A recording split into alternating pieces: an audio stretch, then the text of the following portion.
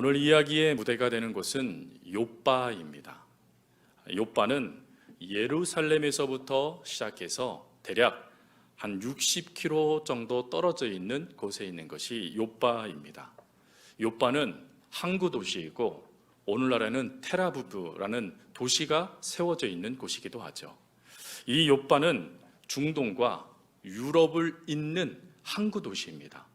그러다 보니 많은 물량들이 오가는 중요한 항구 도시가 되어졌고, 또 역사적으로는 솔로몬이 그 성전을 지을 때 하나님의 은혜 가운데 허락되어졌던 레바논에서부터 주어진 그 목재들이 부려졌던 곳이 바로 이 욥바였습니다. 그리고 구약 성경 시대에는 우리가 잘 알고 있듯이 니느웨로 가라라는 하나님의 명령을 들었던 선지자 요나가 니느웨로 가지 않고 다시스로 도망가고자 배를 탄 것이 또한 욥바이죠. 그리고 이 욥바는 지금은 휴양도시인데 그 휴양도시로 불릴 정도로 아름다운 곳이었습니다. 그래서 많은 유적이 있는 곳으로 유명한 곳이었죠. 이렇게 화려한 곳, 많은 사람들이 살고 싶은 곳이 욥바였는데, 이 역사적으로 보면 이 욥바에는 이 화려함의 이면이 가득한 곳이었다라고 기록되어져 있습니다. 즉 이곳에는 가난한 자들, 과부들, 고아들, 나그네들, 그리고 병든 자들이 그 화려함 이면 속에, 그늘 속에 갇혀져 힘들게 살아갔던 사람들이 많았던 곳이 또한 욥바였다라고 합니다. 많은 사람들이 화려함 가운데 그 불을 따라 욥바로 왔지만 결론은 어떤 이들도 그 부에 그들이 기쁨을 누리지 못하고 오히려 영적으로 육적으로 병들 수밖에 없는 곳이 바로 이 욥바였다라는 것입니다. 그러니 많은 사람들이 그 불안함 가운데 두려워하기 시작했고, 또 어떤 이들은 그 외로움과 또 경제적인 문제로 허덕일 수밖에 없는 것이 또한 욥바였다라고 하죠. 이 욥바에 그 그늘지고 이면에 그 아픈 자들을 찾아가는 사람들이 있었습니다. 많은 사람들이 그들을 보기 싫어했고, 또 부자들은 그들을 만날까 그들의 눈을 가난한 자들이 아닌 자신이 보고 싶은 곳으로만 시선을 고정했던 그 부자들이 아닌 누군가가 그들을 찾아가서 그들을 위로하며 그들에게 사랑을 전하기 시작했다라는 것이죠. 그들이 바로 초대교회 성도들이었습니다. 초대교회 성도들은 그 힘듦의 자리, 아무도 찾아가지 않고 외로움과 비참함으로 결론 지을 수밖에 없는 사람들이 있는 그 화려함의 이면으로 찾아들어가 그들을 그리스도의 사랑으로 사랑해주고 품어주고, 또 그들에게 실제적인 사랑을 베풀어 주면서 그들과 함께하는 그리스도의 제자들이 많은 곳이 또한 욥바였다라고 합니다. 오늘 그 욥바에 내 이웃을 내 몸처럼 사랑하라 라는 하나님의 말씀을 의지하여 자신의 상황도 그리 녹록지 않음에도 불구하고 타인을 위한 사랑의 헌신을 살았던 한 제자 다비다, 다른 말로 도르가라고 하는 여제자를 오늘 본문은 우리들에게 소개해 줍니다. 다비다라는 이 이름의 뜻은 헬라어의 이름의 뜻입니다. 그리고 원래 히브리어는 도르가라는 뜻이죠. 하나님의 사랑을 전하는 자라는 그 이름을 뜻을 가지고 있는 이 다비다라는 여제자가 바로 오늘 우리들에게 하나님께서 주시고자 하시는 귀한 말씀의 주인공이기도 합니다. 오늘 다비다를 통하여서 하나님은 그렇다면 우리 그리스도인들이 이 땅을 살아가게 되어졌을 때 어떠한 삶의 모습을 가지고 어떠한 삶의 자세를 가지고 살아가야 하는지를 두 가지로 저희들에게 말씀해 주십니다. 그 두 가지는 다 다비다를 통하여 주시는 말씀입니다. 첫 번째, 다비다는 상황을 뛰어넘어 주의 사랑을 실천한 여인이었다라는 것입니다. 오늘 다비다에 대해서 사도행전 말씀, 특별히 누가는 이 다비다를 뭐라고 표현하고 있냐면 그는 여제자라고 표현하고 있습니다. 여러분, 제자의 조건이 있죠. 그 제자의 조건은 무엇이냐면 예수 그리스도의 공생애, 예수 그리스도의 사역을 직접 눈으로 본 사람들을 제자라 불렀습니다. 근데 누가가 이 다비다라는 여인을 제자라고 언급함을 통하여 이 다비다는 예수님의 공생의 모든 사역을 온전하게 함께 참여했던 여인이라는 것을 알 수 있게 되죠. 물론 그 여인에 대한 기록이 오늘 사도행전 말씀 외에는 나오지 않기 때문에 그 여인이 예수님의 12제자의 그 다음 제자였는지 70인의 제자에 들었는지는 알지 못하지만 지근거리에서 예수님을 지근거리에서 바라봤던 그 모든 역사들을 온전하게 기록했던 제자들의 이야기를 기록했던 누가는 그가 예수님의 사역 가운데 함께 동참했던 하나님의 제자라는 것을 우리들에게 말씀해 주십니다. 그러나 이 여제자, 주님을 함께 주님의 그 사역을 동참했던 제자라 할지라도 이 여제자였던 다비다가 하나님의 은혜를 나누는 것은 그리 쉽지 않은 일이었습니다. 그 당시에 제약이라는 것이 있었죠. 특별히 여인으로서의 제약은 모든 사회 가운데 걸림돌이 되었지 않습니까? 남녀 차별이 심했습니다. 여인들의 힘이 부족했지요. 경제적으로 독립되지도 못했습니다. 심지어 이 하나님을 믿는 제사장들이 과부의 재산을 노략질하던 시대였습니다. 그것뿐입니까? 당당하게 살지 못해요. 언제나 비참함의 대명사가 됐던 사람들이 바로 여인들이었습니다. 근데 그 여인의 신분, 여인의 한계점이 이 다비다에게 있었습니다. 더군다나 다비다는요, 요빠 사람이 아닙니다. 태생 요빠 사람이어서 요빠의 모든 문제와 모든 상황들을 파악하는 사람이 아니라 그는 예루살렘에 기거했던 사람이었습니다. 예루살렘은 화려한 도시, 수도입니다. 즉 서울에 살았던 다비다가 요빠로 온 것이죠. 그러니 그곳의 상황 잘 알지 못합니다. 더군다나 박해를 통해서 도왔습니다. 무슨 건강한 노후 생활을 위해서 온 게 아닙니다. 사업을 한번 해봐야 되겠다 하는 생각으로 이 요빠에 온 게 아니에요. 도망쳐서 온 곳이 요빠였습니다. 그러나 여러분, 그 여성으로서의 한계점, 그리고 도망자로서의 그 한계점이 다비다에게 언제든지 핑계의 근원이 될 수 있었습니다.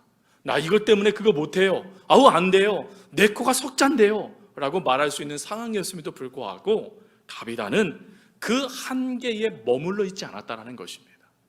오히려 그 불편함에 더 불편함의 자리였던 그 자리에 일부러 찾아 들어가 하나님의 사랑을 전해주는 사역에 자신의 일생을 헌신했다라는 것입니다. 여러분, 오늘날 우리가 마더 테레사를 생각할 때마다 많은 사람들이 위인이다, 대단한 사람이다 라고 말한 이유가 뭡니까?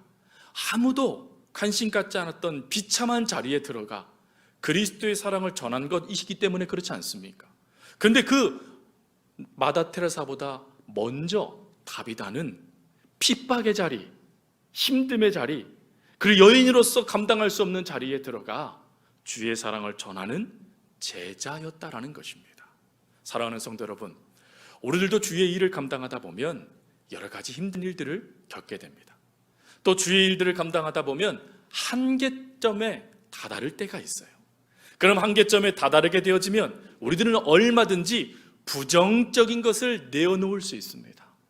이것 때문에 안 돼, 저것 때문에 안 돼, 내가 가난해서 안 돼, 내가 너무 나이가 많아서 안 돼, 내가 그것을 할 수 있는 능력이 없어서 안 돼, 나는 그것을 다 해봤지만 예전에 해봤는데 소용이 없었어, 그래서니 당연히 안 돼 하면서 여러 가지 안 됨의 이유들을 이야기의 줌을 통하여 그 자리를 피할 수 있습니다. 그러나 그럴 때 우리들이 바라보고 배워야 될 여인은 바로 이 다비다의 모습입니다.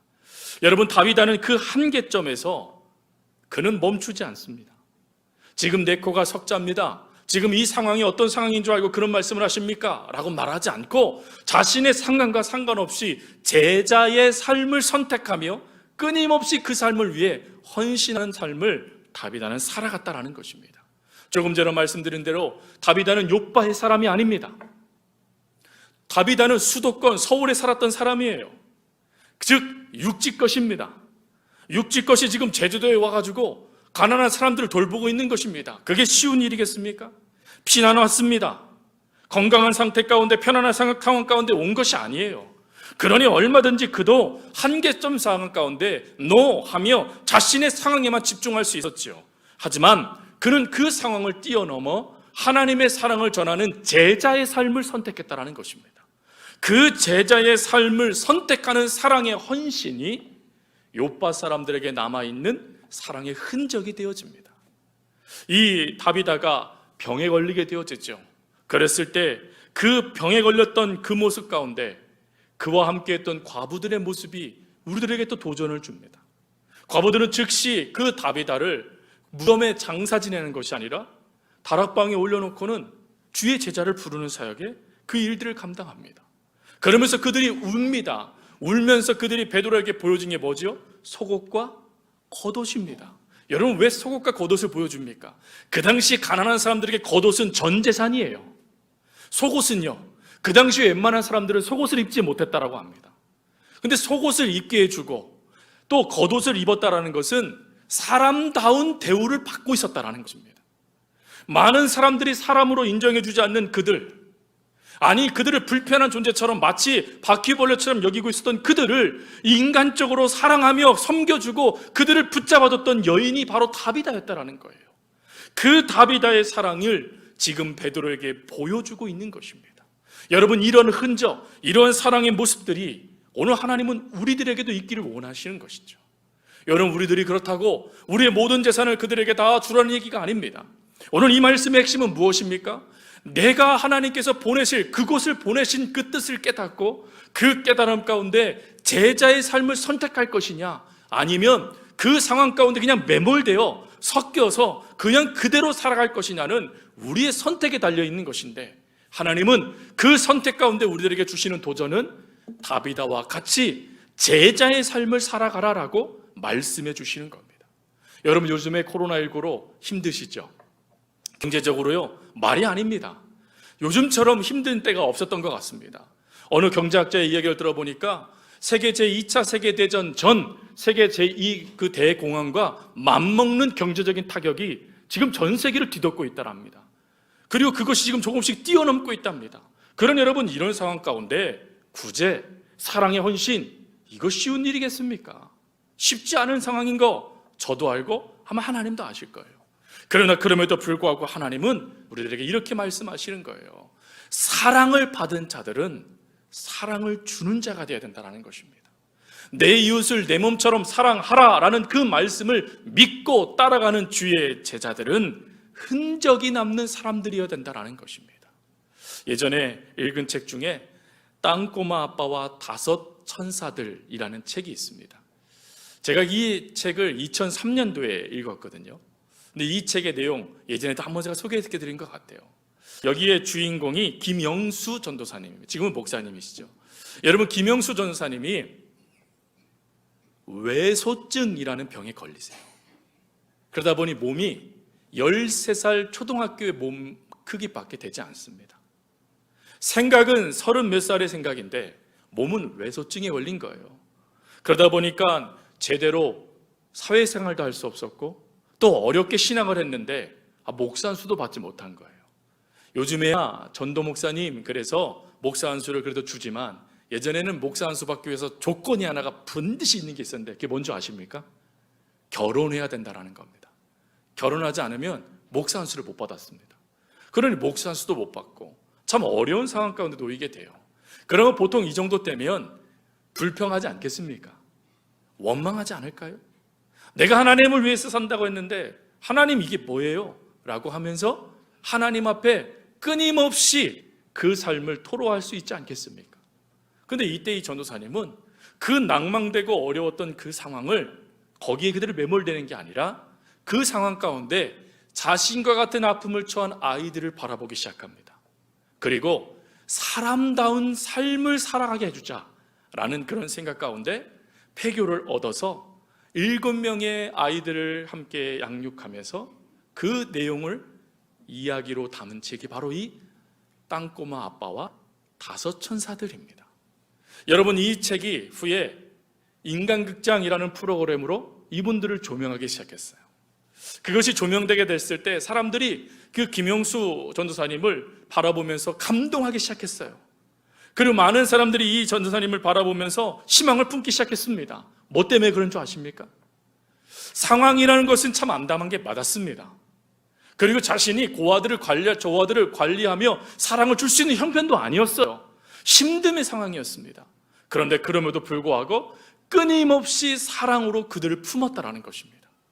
끊임없이 그들을 사랑으로 품어가며 그들도 그 사랑 안에서 인간답게 자라날 수 있도록 노력하는 그 모습이 사람들 속에 예수님의 모습으로 비춰졌기 때문이었습니다. 그래서 그 모습 때문에 많은 이들이 예수님을 믿는 것이 무엇인지를 되돌아보게 된 계기가 되어졌죠. 오늘 그러한 모습들, 다비다와 같은 모습과 땅꼬마와 같았던 이 아빠의 모습을 가졌던 이 김영수 전사님의 이런 모습들이 오늘 우리들에게도 하나님께서 사랑의 흔적으로 남기를 원하는 모습이 아니시겠습니까? 사도 바울은 갈라디아서 6장 17절에 뭐라고 말합니까? 나를 비난하지 마라. 내 안에 예수의 흔적을 가졌다 라고 말을 합니다. 무슨 말일까요? 여러분, 우리는 다비다처럼 사랑으로 하나님의 은혜를 나누어줄 수 있는 사람이 되어야 됩니다. 그랬을 때 그 사랑은 예수 그리스도의 흔적으로 남게 된다는 것입니다. 오늘 하나님은 우리들에게 이 흔적이 있느냐? 우리들에게 물으실 때 그렇다면 우리는 뭐라고 대답하시겠습니까? 조금의 말씀처럼 제가 이래서 안 돼요, 저래서 안 돼요 하시겠습니까? 아니면 안 되는 상황이지만 그럼에도 불구하고 사랑으로 헌신하시겠습니까? 오늘 하나님은 주의 제자 다비다를 통하여 도전하십니다. 사랑으로 헌신하여 사랑의 흔적을 갖는 주의 제자가 되라 라고 말이죠. 여러분, 우리 서울교회가 그런 교회가 되었으면 좋겠습니다. 요즘처럼 많은 이들이 힘들어합니다. 성도님들도 힘들어하는 분들이 많으세요. 이랬을 때 우리가 주의 사랑을 전해야 되지 않을까요? 물론 우리 코가 석자입니다. 그러나 그럼에도 불구하고 사랑을 베풀 수 있는 자리가 있다면 우리 그곳에 가야 되지 않을까요? 헌신해야 되지 않을까요? 땀을 흘려야 되지 않을까요? 수고해야 되지 않을까요? 하나님은 그걸 우리들에게 원하신다, 저는 확신합니다. 그러니 그 확신 가운데 함께 우리 사랑하는 성도님들도 하나님의 사랑을 베풀 수 있는 그 자리, 하나님을 보여줄 수 있는 그 자리로 찾아가 주의 흔적을 가진 자다라고 말할 수 있는 은혜가 저와 여러분 가운데 있어지기를 주님의 이름으로 부탁드립니다. 그리고 두 번째, 다비다는 선한 영향력을 불어넣는 사람이었다는 것입니다. 여러분, 우리 주변에 두 가지 죽음이 있는 것 같아요. 첫 번째 죽음은 안타까운 죽음인 것 같아요. 아니 왜 벌써 죽으셨냐고 하면서 안타까워하며 슬퍼하는 죽음이 있는가 하면, 어떤 죽음은 에이 잘 죽었어 하는 그런 죽음이 있는 것 같습니다. 여러분들은 어떤 죽음으로 결론되길 원하십니까? 이왕이면 아니 예수님 믿기 때문에 왜 벌써 죽으셨습니까? 하고 안타까워하는 그런 죽음이 돼야 되지 않겠습니까?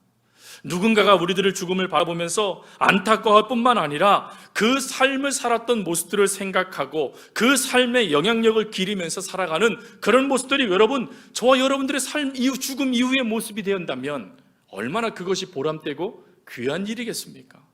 오늘 그 모습이 바로 다비다의 모습이었다라는 것입니다. 다비다의 삶이 멈춰졌지만 멈춰줌으로 끝난 게 아니었다라는 거예요. 다비다의 죽음이 오히려 하나님의 영향력이 발휘되는 역사의 순간이 됐다라는 것입니다. 그러니 다비다의 이 죽음은 엄밀히 따지고 보면 또 다른 하나님의 역사가 이루어지는 기적의 장소가 된 것이죠. 다비다가 죽자마자 사람들은 즉시 룻다라는 곳으로 제자들을 보내기 시작합니다. 여러분, 룻다는 이 요바에서 그리 멀지 않은 거리입니다. 그 멀지 않다 보니까 대략 한 사람이 뛰기 시작하면 한 3시간 어간에 이미 도착할 수 있는 거리라고 합니다. 그 거리에 누가 있었냐면 베드로가 있었습니다. 여러분, 룻다에서 어떤 역사가 일어나는지 아십니까? 룻다에서요, 사도 베드로가 중풍병 걸렸던 애니아라는 제자를 고쳐줬던 곳이 룻다입니다. 그 병이 고침받는 역사의 자리에 지금 베드로가 있는 거예요. 그러자마자 그 베드로를 바라보면서 이 요바에 있었던 사람들이 즉시 베드로를 요청합니다. 이곳으로 오십시오. 그래서 우리 이곳으로 오셔서 우리를 좀 도와주십시오 라고 하며 간청하며 베드로를 데리고 옵니다. 그리고는 베드로를 이끌어가면서 뭐라고 말합니까? 선행을 먼저 보여준 다음에 다비다를 고쳐주세요 라고 이야기를 해요. 여러분, 그 이야기에 아마 베드로도 참 많이 당황했을 것 같습니다. 왜 그렇습니까? 베드로가 사람을 살려본 적이 있습니까? 물론 병자를 고친 적이 있었습니다. 은가금 나 없어도 내게 있는 것을 내게 주노니 곧 나사렛 예수의 이름으로 일어나 걸어라 라고 하면서 안전뱅이를 일으키는 사건, 또 귀신을 축출했던 사건은 베드로가 역사할 수 있었던 사건이었습니다. 그러나 생과 사는 자신이 이룰 수 있는 사건이 아니죠. 그래서 베드로는 그 문제를 가지고 하나님께 기도하기 시작합니다. 왜요? 이 문제는 하나님이 하셔야 될 일이기 때문에 그렇습니다. 기도한 후에 베드로는 즉시 말합니다. 다비다야, 일어나라. 그랬더니 다비다가 눈을 떠서 베드로를 바라보면서 일어났다라고 성경은 기록합니다. 즉 이 이야기는 실제로 다비다가 살아났다, 부활했다 하는 것을 이야기해 주는 것이죠. 여러분, 이 세 명의 부류의 사람들의 모습을 보면서 무엇을 깨달으십니까? 다비다, 과부, 베드로, 이 세 사람의 모습을 보면서 우리는 선한 영향력의 역사가 어떠한지를 우리가 발견할 수 있어야 됩니다. 즉 한 사람의 선한 영향력이 과부들을 변화시키고, 과부들도 그 선한 영향 가운데 하나님을 바라보며 베드로를 붙잡았을 때 하나님의 역사가 이들을 통하여 기쁨이 되게 만들어주는 그 놀라운 선한 영향력의 그 흐름들을 우리는 살필 수 있어야 됩니다. 책 중에 에너지 버스라는 책이 있습니다. 여러분, 이 에너지 버스는 존 고든 박사님이 지은 책입니다. 이 에너지 버스의 가장 중요한 것은 영향력이 모든 것을 바꾼다라는 중요한 주제입니다.